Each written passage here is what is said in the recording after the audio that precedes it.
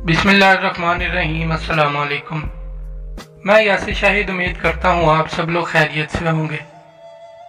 एक रोज़ हजूर नबी करीम सल्लल्लाहु अलैहि वसल्लम खाना काबा में नमाज पढ़ रहे थे कि अबू जहल आपके पास आया और बोला, क्या मैंने आपको इससे मना नहीं किया था?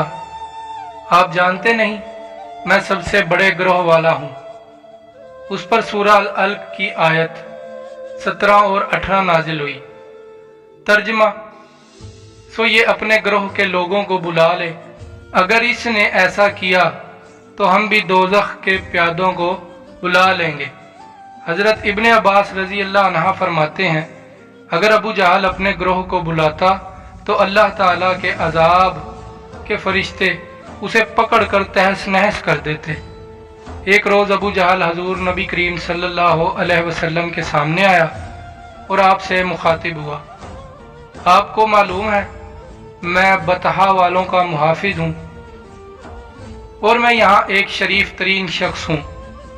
उस वक्त अल्लाह ताला ने सूरह दुखान की आयत 49 नाजिल फरमाई। तर्जमा, चाहे तो बड़ा मुअज़्ज़िज़ व मुकर्रम है।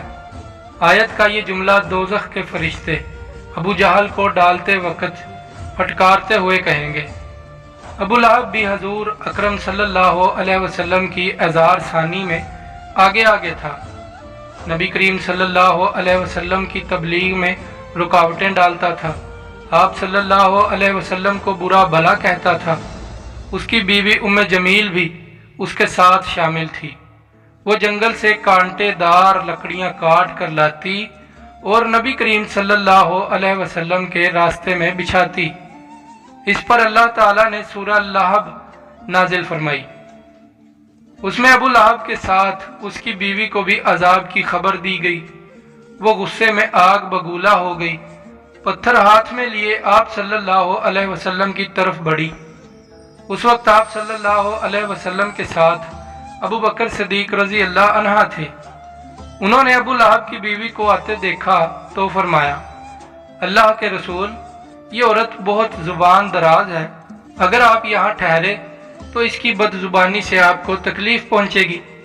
उनकी बात सुनकर हजूर नबी करीम सल्लल्लाहु अलैहि वसल्लम ने फरमाया, अबू बकर फिक्र ना करो, वो मुझे ना देख सकेगी। इतने में उम्मे जमील नज़दीक पहुँच गई। उसे वहाँ सिर्फ अबू बकर सिद्दीक रजी अल्लाह अन्हा नजर आए। वो आते ही बोली, अबू बकर, तुम्हारे दोस्त ने मुझे जलील किया है। कहाँ है तुम्हारा दोस्त? वो शार पढ़ता है। अबू बकर बोले, क्या तुम्हें मेरे साथ कोई नजर आ रहा है? क्यों, क्या बात है? मुझे तो तुम्हारे साथ कोई नजर नहीं आ रहा। उन्होंने पूछा, तुम उनके साथ क्या करना चाहती हो? जवाब में उसने कहा, मैं ये पत्थर उसके मुंह पर मारना चाहती हूँ। उसने मेरी शान में नाजेबा शार कहे हैं। वो सूरह अल-लहब की आयत को शार समझ रही थी। उस पर उन्होंने कहा, नहीं, अल्लाह की कसम, वो शायर नहीं है। वो तो शार कहना जानते ही नहीं, ना उन्होंने तुम्हें तजलील किया है। ये सुनकर वो वापस लौट गई। बाद में अबू बकर सिद्दीक रजी अल्लाह अन्हा ने आप सल्लल्लाहु अलैहि वसल्लम से पूछा, ऐ अल्लाह के रसूल, वो आपको देख क्यों नहीं सकी? आपने इरशाद फरमाया, एक फरिश्ते ने मुझे अपने परों में छुपा लिया था। एक रिवायत के मुताबिक आपने ये जवाब इरशाद फरमाया, मेरे और उसके दरमियान एक आड़ पैदा कर दी गई थी। अबू लहब के एक बेटे का नाम उतबा था और दूसरे का नाम अतीबा था। ऐलान नबूवत से पहले रसूल करीम सल्लल्लाहु अलैहि वसल्लम ने अपनी दो बेटियों हजरत रुकैया और हजरत उम्मे कलसूम रजी अल्लाह अन्हुमा का निकाह अबू लहब के उन दोनों बेटों से कर दिया था। ये सिर्फ निकाह हुआ था, अभी रुखसती नहीं हुई थी। इस्लाम का आगाज हुआ और सूरह लहब नाजिल हुई तो अबू लहब ने गुस्से में आकर अपने बेटों से कहा, अगर तुम मोहम्मद की बेटियों को तलाक नहीं दोगे तो मैं तुम्हारा चेहरा नहीं देखूंगा। चनांचा उन दोनों ने उन्हें तलाक दे दी। देखा जाए तो आप सल्लल्लाहु अलैहि वसल्लम की बेटियों के लिए इसमें हिकमत थी। गोया अल्लाह ताला ने चाहा कि ये पाक साहिबजादियाँ उतबा और अतीबा के यहाँ ना जा सकें, یہ رشتہ اسلام دشمنی کی بنیاد پر ختم کیا گیا، یعنی آپ دونوں چونکہ نبی کریم صلی اللہ علیہ وسلم کی صاحبزادیاں تھیں، اس لیے یہ قدم اٹھایا گیا۔ اس موقع پر عتیبہ نبی اکرم صلی اللہ علیہ وسلم کی خدمت میں حاضر ہوا اور اس نے آپ کی شان میں گستاخی کی۔ آپ صاحبزادیوں کی وجہ سے پہلے ہی غمگین تھے۔ ان حالات میں آپ نے اس کے حق میں بد دعا فرمائی، اے اللہ اس پر اپنے کتوں میں سے ایک کتا مسلط فرما دے۔ عتیبہ یہ بد دعا سن کر وہاں سے لوٹ آیا۔ اس نے اپنے باپ ابو لہب کو سارا حال سنایا۔ اس کے بعد دونوں باپ بیٹا ایک قافلے کے ساتھ ملک شام کی طرف روانہ ہو گئے۔ راستے میں یہ لوگ ایک جگہ ٹھہرے۔ وہاں قریب ہی ایک راہب کی عبادت گاہ تھی۔ راہب ان کے پاس آیا۔ اس نے انہیں بتایا اس علاقے میں جنگلی درندے رہتے ہیں۔ ابو لہب یہ سن کر خوف زدہ ہو گیا۔ نبی کریم صلی اللہ علیہ وسلم کی بد دعا یاد آ گئی۔ اس نے قافلے والوں سے کہا، تم لوگ میری حیثیت سے باخبر ہو اور یہ بھی جانتے ہو کہ میرا تم پر کیا حق ہے۔ انہوں نے ایک زبان ہو کر کہا، بے شک ہمیں معلوم ہے۔ ابو لہب یہ سن کر بولا، تب پھر تم ہماری مدد کرو، میں محمد کی بد دعا کی وجہ سے خوف زدہ ہو گیا ہوں، اس لیے تم لوگ اپنا سامان اس عبادت گاہ کی طرف رکھ کر اس پر میرے بیٹے کا بستر لگا دو اور اس کے چاروں طرف تم لوگ اپنے بستر لگا لو۔ ان لوگوں نے ایسا ہی کیا۔ یہی نہیں، انہوں نے اپنے چاروں طرف اپنے اونٹوں کو بھی بٹھا دیا۔ اس طرح عتیبہ ان سب کے عین درمیان میں آ گیا۔ اب وہ سب اس کی پاسبانی کرنے لگے۔ ان تمام احتیاطی تدابیر کے باوجود حضور نبی کریم صلی اللہ علیہ وسلم کی پیش گوئی پوری ہو گئی۔ نصف رات کے قریب ایک شیر وہاں آیا اور سوئے ہوئے لوگوں کو سونگھنے لگا۔ ایک ایک کر کے سونگھتے ہوئے وہ آگے بڑھتا رہا، یہاں تک کہ وہ لمبی چھلانگ لگا کر عتیبہ تک پہنچ گیا۔ بس پھر کیا تھا، اس نے اسے چیر پھاڑ کر ہلاک کر ڈالا۔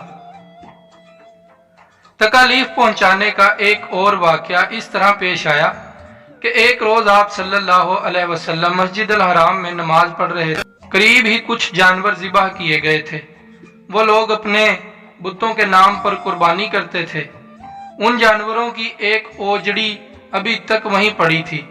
ایسے میں ابو جہل نے کہا، کیا کوئی شخص ایسا ہے جو اس اوجڑی کو محمد کے اوپر ڈال دے؟ ایک روایت کے مطابق کسی نے کہا، کیا تم یہ منظر نہیں دیکھ رہے ہو؟ تم میں سے کون ہے جو وہاں جائے جہاں فلاں قبیلے نے جانور ذبح کیے ہیں؟ ان کا گوبر، لید، خون اور اوجڑی وہاں پڑے ہیں۔ کوئی شخص وہاں جا کر گندگی اٹھا لائے اور محمد کے سجدے میں جانے کا انتظار کرے، پھر جو ہی وہ سجدے میں جائیں وہ شخص گندگی ان کے کندھوں کے درمیان رکھ دے۔ تب مشرکوں میں سے ایک شخص اٹھا، اس کا نام عقبہ بن ابی معیط تھا۔ یہ اپنی قوم میں سب سے زیادہ بدبخت تھا۔ یہ گیا اور اوجڑی اٹھا لایا۔ آپ صلی اللہ علیہ وسلم سجدے میں گئے تو اوجڑی آپ پر رکھ دی۔ اس پر مشرکین زور زور سے ہنسنے لگے، یہاں تک کہ وہ ہنسی سے بے حال ہو گئے اور ایک دوسرے پر گرنے لگے۔ ایسے میں کسی نے حضرت فاطمہ الزہرا رضی اللہ عنہا کو یہ بات بتا دی۔ وہ روتی ہوئی حرم میں آئیں۔ نبی کریم صلی اللہ علیہ وسلم اسی طرح سجدے میں تھے اور اوجڑی آپ کے کندھوں پر تھی۔ سیدہ فاطمہ رضی اللہ عنہا نے اوجڑی کو آپ پر سے ہٹایا۔ اس کے بعد آپ سجدے سے اٹھے اور نماز کی حالت میں کھڑے ہو گئے۔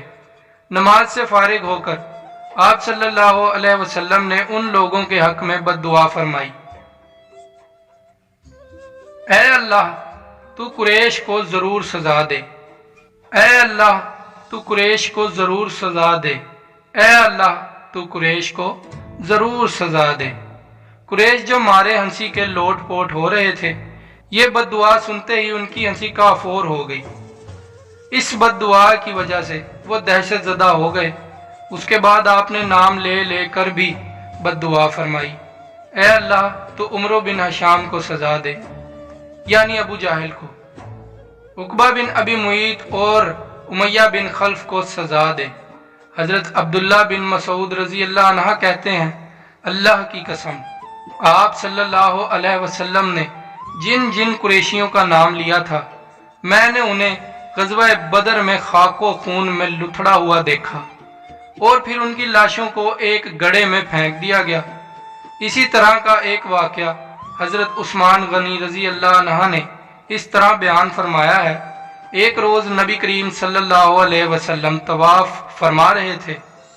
उस वक्त आपका हाथ हजरत अबू बकर रजी अल्लाह अन्हा के हाथ में था।